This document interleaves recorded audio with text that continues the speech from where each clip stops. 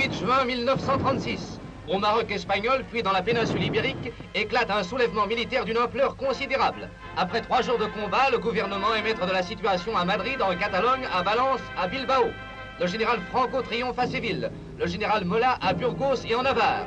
Et tout de suite, la lutte prend un caractère acharné. Une première offensive contre Madrid échoue devant San Rafael au début d'août.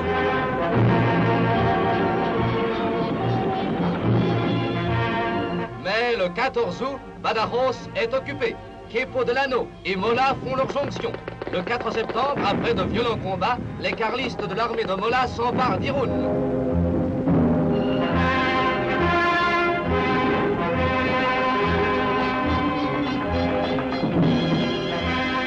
Le 27 septembre, les nationalistes pénètrent dans Tolède et délivrent les cadets et gardes assiégés dans l'Alcazar depuis 10 semaines.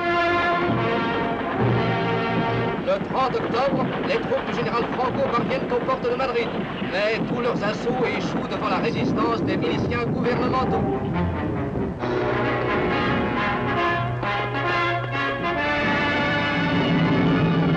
Tandis que le siège de la capitale se poursuit, de violents bombardements sèment les ruines et la mort.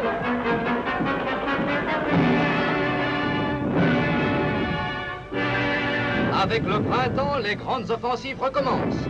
Le 9 mars, une poussée violente des nationalistes contre Madrid en direction de Guadalajara se termine par un échec. En Biscaye, les Basques, malgré leur courageuse résistance, doivent abandonner Guernica et Durango le 28 avril.